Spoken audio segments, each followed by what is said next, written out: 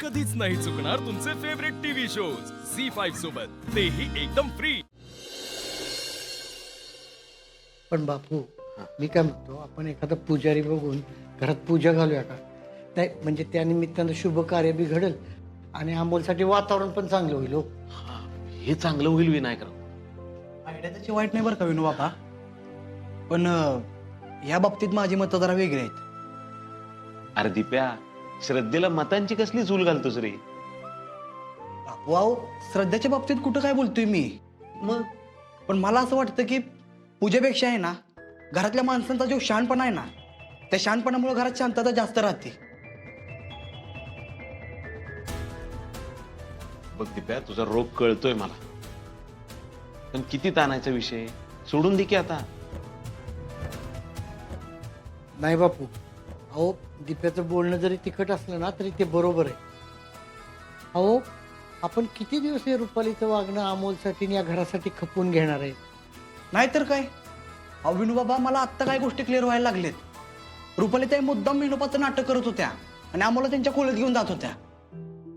बघ, हे लपवणं चुकीचंच होतं दिप्या, पण तरी पण अमोलसाठी आता आपल्याला घरातलं वातावरण चांगलं ठेवावं लागणार आहे.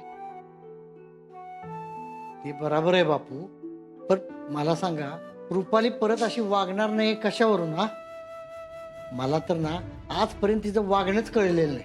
विनायकराव, तसं पण आता त्यांच्यावर विश्वास ठेवणं कठीणच आहे आपल्याला. पण काय आहे, त्यांनी ही गोष्ट लपून जे नुकसान केलंय ना, ते कधी न भरून येण्यासारखं आहे बघा. खरंय बापू, त्यांनी जर काही आपल्याला आधी सांगितलं असतं ना, तर कदाचित आपण अमोलला वाचवू शकलो असतो. म्हणजे विनू बाबा, रुपाली त्यांना जेव्हा हे सगळं कळालं ना, तेव्हा नक्कीच अमोलचा आधार पहिल्या स्टेजवर असणार आहे. आता ते वाढत जाऊन दुसऱ्या स्टेजवर येऊन पोहोचलाय. दीपू, जर आपल्याला थोडं आधी कळलं असतं तर अमोलचा त्रास आणि आजार आपल्याला आपल्याला जर हे आधी कळालं असतं ना, तर अमोलला वाचवण्याचे चान्सेस जास्त होते आपल्याकडे. पण या रुपाली त्यांनी सगळा घोळ घातला. अहो अहो असं नाही आहे हो. मी तुम्हाला त्या दिवशी पण सांगितलं होतं की जेव्हा हे रुपाली त्यांना कळलं होतं ना, तेव्हाच डॉक्टरांनी सांगितलं होतं की छोटे सरकार खूप क्रिटिकल आहेत. अगं क्रिटिकल आहेच की, पण स्टेज 1ला असताना या आजारातनं माणूस बरा होतो हे पण तितकंच खरं आहे.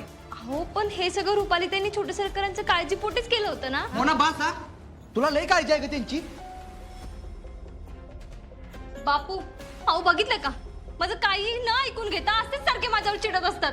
दीपू, अरे तिच्यावर का चिडतोस तू? ऐकून तरी घे. बापा काय करू मी? तिचं डोकं आहे का खोका आहे तीच कळणं झालंय मला. किती तरी समजून सांगितलं ना, तर हिला त्यांचीच बाजू घ्यायची असते. मग कसं बोलू मी हिच्यावर? अहो पण मी खरं तेच बोलतेय, आणि रुपाली त्यांनी हे सगळं छोटे सरकारांच्या सांगण्यावरूनच केलंय हे तर स्पष्ट झालंच ना. ए गप ग, तिथं आपलं डोकं चालत नाही, तिथं चालवत जाऊ नको. अगं लहान आहे अमोल, त्याला नाही कळत या सगळ्यातलं. पण रुपाली त्या काय बोळ्यानं दूध पेत होत्या का? झी5 ॲप डाउनलोड करा आणि पहा सर्व एपिसोड्स एकदम फ्री.